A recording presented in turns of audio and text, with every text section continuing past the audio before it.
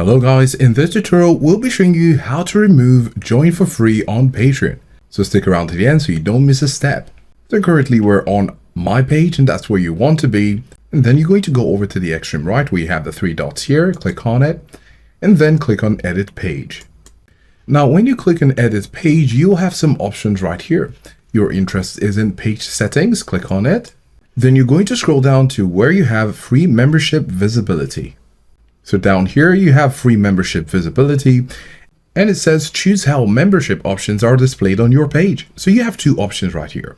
The first option is to show free and paid options. So this basically means that if prospective members visit your page, they will be able to see the join for free option and also the paid options.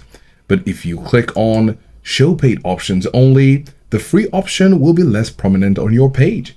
So it's going to be hard to see the join for free option, and this is how you can get to remove the join for free on Patreon. After you've done this, you can scroll back up to the top here and you'll see the save changes. It's important to do this or else the changes will not be saved and you might be wondering. So you're going to click on save changes and now it has been saved. Let us know if this was helpful and thanks for watching.